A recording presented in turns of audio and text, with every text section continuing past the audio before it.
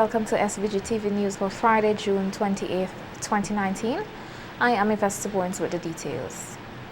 The Royal St. Vincent and the Grenadines Police Force 37th passing out parade of recruits was the largest batch in years, and they were the first to take oath of office since the amendment of the Police Act.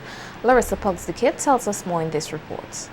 78 police recruits took their oath of office on Thursday, June 27th, having successfully completed the 6-month training program at the Old Montrose Police Training School.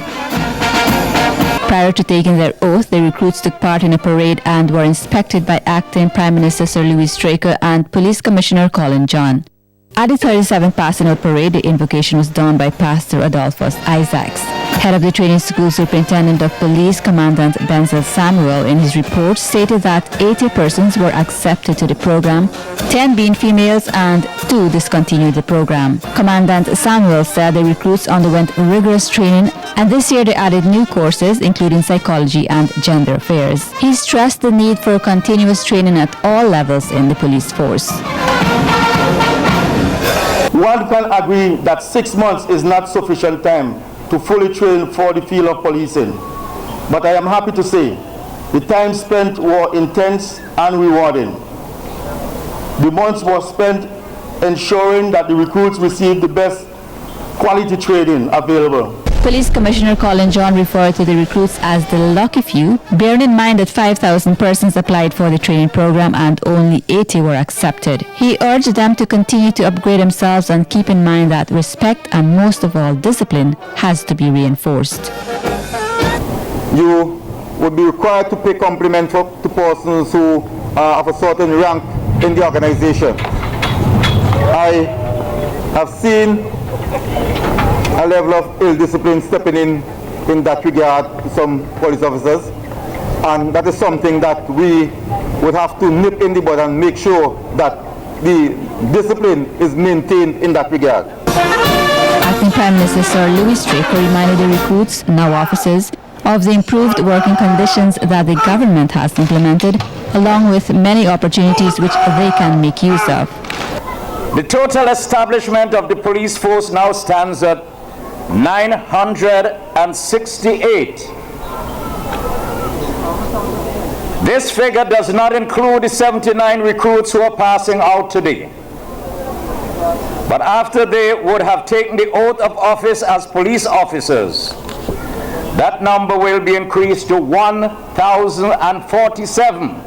Featured speaker Sir Cecil Richards reminded citizens of the service provided by police officers and asked that they give the officers their fullest respect and support. When you see a police officer, he is protecting us, he is serving us. Take time out to say thank you for your service. Many of you who know me know that you have encountered me on the streets, and I have said to you thank you for your service. This year's valedictorian is Ria Smart, who also got the Baton of Honor and the Commissioner's Trophy. In her speech, Smart expressed gratitude to all persons involved in the training program, including her colleagues, noting that it was not an easy 6 months, which came with sweat and tears. We had many trying times, many frustrations, but we were unbreakable and will remain this way throughout our policing careers.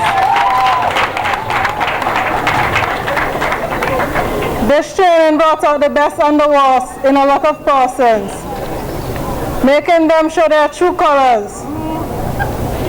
But through it all, it made us realize that it was getting us ready for something bigger.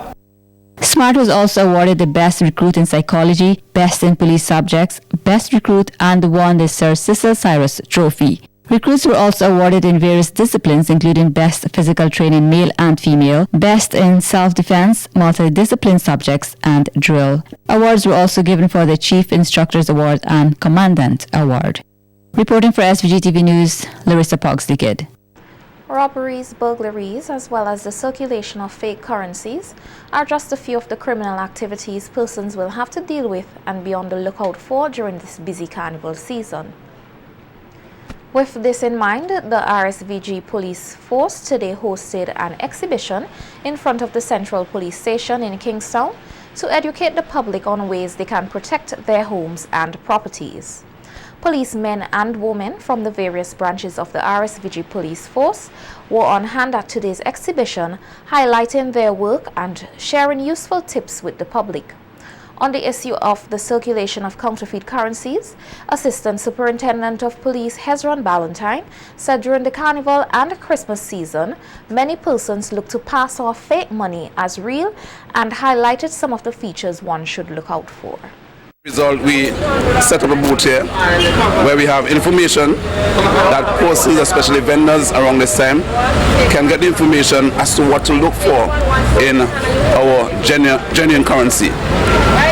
There are several features in terms of our genuine currency that you ought to look for. I would not go into all, but you can look for the portrait of the Queen when you hold that money up to the light. We have two security features, two security threads, in terms of our genuine notes. We also have what we call the intaglio overfoil, which is a silver box to the right hand corner of each note. Persons also need to know that if they get a number, a note with the same serial number, something must come to them that this note is definitely a suspicious note and it ought to be reported to the police. Among the equipment on display at today's exhibition was a portable money detector. ASP Ballantyne said the device is one piece of equipment they often use to detect counterfeit currency. He gave a stern warning to those who choose to break the law in this area. What I have in my hand here is an equipment that assists the expert in terms of determine whether or not a note is genuine or counterfeit. It is called a portable money detector. There are certain features in respect of the genuine note that once it is put under the UV light, you cannot see it with your naked eyes, but you will reflect under the UV light. So I want to tell the general public that any sort of suspicious note that comes to their attention, it is important that they report it to the police. We have the expertise to deal with such, and we will leave no stone unturned to ensure that justice has been done. Because can you imagine that person's working so hard to come to Kingston all day, vendoring, and at the end of the day, you're doing your checks in respect of your cash and discover that all of your monies are counterfeit currencies. It's hard. It's like a cancer. The police ASV said the portable money detector is a useful tool for vendors wishing to ensure that they collect only legal tenders. He added that the police force stands ready to assist any person or business wishing to utilize this important piece of equipment. We're always willing to assist in whatever we can. We do reach out to schools. We do go to business places to sensitize the employees as to, especially banks, the credit unions. We normally go to these areas and make sure that we sensitize these persons as to what to look for in genuine notes or a counterfeit note. Even places like lanes, courts, and we have seen some successes so far, because we have prosecuted persons where I personally, who is one of the persons who is trained and is an expert in that area, went to the court, gave evidence, and was successful in terms of conviction. We are always ready to assist the general public. Any persons, any firm that need assistance in terms of training the employees, we are willing to give such service. Meanwhile, Sergeant Carla Tim of the Major Crimes Unit gave an in-depth presentation on the security features of the $100 bill, which was witnessed by some members of the public who praised the RSVG police force for its work. Counterfeit note, this is a real one, this is a specific real one. In the real counterfeit note, these are some of the things that you can detect, which is the silver lining here. It's a $100 note, so the silver linings are PCC, 100 being displayed there. Also, if you have the Queen here and you look further, you'll see her looking across here. So, if you turn it around like that, that the man in the Queen should be here looking back at you, right? Also, what happened to? So that's a good one? Yes, this is the specific note. The same notes carry the same numbers, right? Just a symbol. Here you have the counterfeit. Look at the silver lining. I'm going to show you the feature. You're not seeing the silver lining there. Turn it around. You see here, but it's not being displayed. Right. Because the Queen is not seen there either. And you turn it around, you happen also, you could easily detect it, is that no certain textures, especially if you have a different texture, you could feel it, right? And this one will feel like a powder, right? So the textures also could be similar. Very careful. I find the police is doing a very good job of these counterfeit notes, because I myself could run into a counterfeit note and I don't know, that I could go to a supermarket or a shop or something and I myself might get caught up and I don't know I get caught up. So I find the police is doing a wonderful job in getting this thing done so that the public could be, you could update the public to know, the public could know what's going on towards these kind of things, and I find the police is doing a very wonderful job. Persons suffering with mental health issues are human beings and deserve to be treated as such. So says Permanent Secretary in the Ministry of Health, Cuthbert Knights, as he gave opening remarks at a sensitization workshop today designed to continue the process of reintegrating mental health into the primary healthcare system. Today's workshop, held at the Ministry of Health conference room, featured presentations from health professionals from the Mental Health Rehabilitation Center and sensitized participants on issues such as de-escalation and the prevalence of mental health issues. In his opening remarks, Knight said the reintegration process of mental health in the primary healthcare system is a strategic focus of the ministry, which has so far seen the training of key partners such as the RSVG police force, with over 200 policemen and women trained to provide care for those suffering with mental illnesses. He said reintegration has practical advantages to the public wishing to give support to loved ones. I just want to put a scenario to you. Imagine you're living in Chateaubriand and you want to access mental health services, but you have to move all the way to Carliacourt Glen to access this care, or even Kingston. It means that you're going to incur a cost for traveling. There's also an aspect of time that you have to overcome there as well. What is the salient point here? We are saying that where mental health services can be brought to you in your own communities through your primary health care clinics, it means that what we're actually doing, or what we will be doing, is making mental health services more accessible to you at the level of your clinics or your primary health care facility. So you don't have to wait, as I said before, until you're seriously ill to be rushed to the mental health rehabilitation center. Knight said an environment filled with the love and care from families play a role in rehabilitating persons with mental health issues, noting that the current system can make a person feel isolated. Persons to be isolated from their loved ones, from their communities. I stated the point before, moving from the Grenadines, moving from Chateaubriand, the more extreme, north, Fancy, not in the case of Chateaubriand, Fancy, etc. We are talking here about persons having to live far away from their families, far away from their communities. So they are removed from that emotional and social network which can better care for them and which can better support them.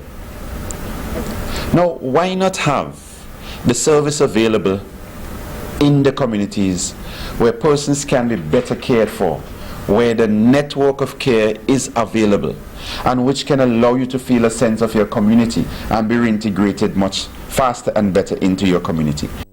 The Ministry of Health's Permanent Secretary took the opportunity to appeal to persons to stop the discrimination against persons with mental health issues and help to provide love and care for them. I appeal to families, I appeal to our communities. We need to ensure we are taking care of our sons, our daughters, fathers, mothers, uncles, friends, etc. when they are challenged mentally. Don't dump them into the mental health rehab center and leave them there. All some of them need is just to take their medication and be loved and cared for. But I said to you, I will speak very frankly, and this is very literal.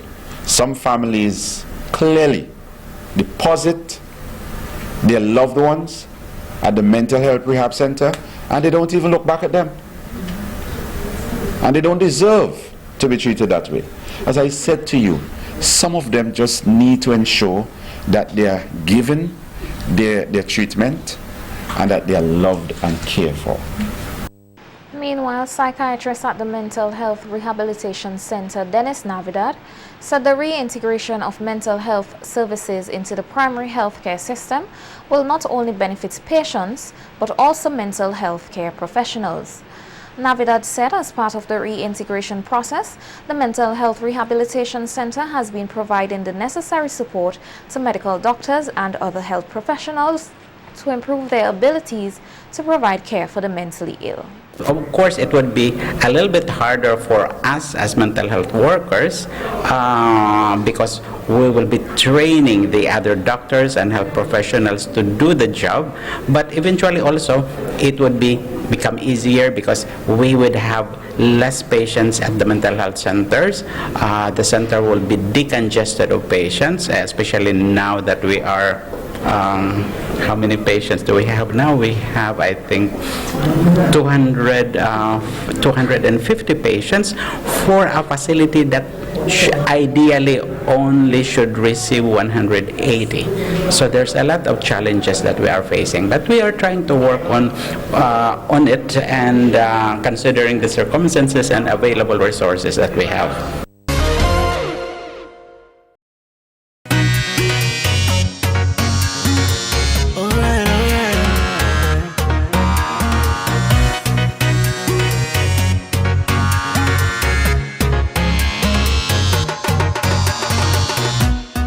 Welcome to Carnival Beat. This evening, 22 Calypsonians will take part in the Calypso semi-finals at the Victoria Park, hoping for a pick among the 11 who will be selected for the finals slated for July. The show, dubbed Fantastic Friday, is expected to commence at 8 p.m. and will see 4 competitors from the Dynamite's Calypso 10 taking the stage. They are Lornette's Fire Empress Ned, John the Truth Duggan, Dennis Bowman, and Errol Man Age Rose. The Graduates Calypso tent has 6. They are Glenroy Sule Caesar, Maxwell Taju Francis, Kingsley Hero Roberts, Cleopatra Hendrickson, Glenn Bumpy Richards, and Damian Boniman Noel. The on-tour Calypso tent has the largest contingent in the semis with 8. They are Elvis Abijah Abbey, Kenneth Vibrating Skakes Aline, Robert Patches King, Wendell Speshy Goodridge, Gransley Iper Constance, Roland Chico Bivera, Rolmina Rolly Matthews, and Kirk Ninja Knights. The upstage Calypso tents will be represented by Fitzroy brother Ebony Joseph, Chanel Mackenzie, Joanna Nubian Princess Christopher, and Shayna Collis. The reserves are Earl Exposer Isle and Denise Lady D. Stevens. 12 mass bands will be participating in tomorrow's Junior Carnival, which commences at 1 p.m. at Heritage Square, then proceed to Victoria Park for judging. The bands will then return to the streets of Kingstown to continue showcasing their Junior Mass Production 2019. Chairman of the Carnival Development Corporation, Ricky Adams, reminded persons that it is a junior carnival for juniors only and made an appeal for non-paying persons, including adults, to keep out of the bands. I would like again to say to the general public and echo Mr. Denny's sentiments. The bands are for the paying masqueraders, particularly at the junior levels. Allow the youngsters to enjoy themselves without invading the bands. Because other than that, we are going to end up in a situation where people will say, why am I paying to be in a band when any and everybody can jump in and enjoy the same music and privileges that I do? So for our bands to grow, we need to ensure that the masqueraders have their space to enjoy themselves comfortably. CDC Shows and Marketing Coordinator said at the Victoria Park there will be a host of activities for children who are not participating in the bands. A mini fair that will take place, the bouncing castle, the rock climb, the trampoline, there's going to be the face painting, and those little confectionery stands, the cotton candy, the popcorn and all that kind of stuff that the children love to to eat, so to speak, will also be available. We'll have probably a go-kart or two, you know, to keep the children really into what is happening here at Carnival City Victoria Park. Meanwhile, earlier today, our news team took to the streets of capital Kingston, where some persons shared their views on VINCY Mass 2019 thus far. Right now, I desperate for a little money to bring my grandchildren in Tonka. Them is my grandchildren. The government even like on the road work, nothing ain't doing for me. And I want to watch the carnival, it still look dirty. Well, I love carnival. And I like the music where they just play Antifoot. Yeah. And will you be going to Junior Fair tomorrow? Yes, please. Will you be in the band tomorrow? I will just be watching it and enjoy myself. They need to do better right now. They need to do it. They're killing it. They're killing it. They're killing the carnival. Especially the tune and then they're singing right now. Killing the tune and then. For me, it's just about, you know what I mean, coming town, meet different people, you know what I mean, stuff like that. As you can see, and the funny business vibes, you know what I mean, I already hustle. Understand what? I mean, so far so good. Normally I don't go carnival. I'm a carnival fan. I used to go carnival before, but now carnival, I don't do it no more. This is the worst. I don't attend carnival. I'm not in for the Raga Soca or the Soca Monarch, but so far I'm enjoying the season so far still. Well, you know, so the carnival I go on good because me come the last time by the station with the tune, and the tune I go on real good. Tune at country girl go on good, money tune I go on good. What I love money is more than money, which I don't know that tune there. So everything that I go on good for you.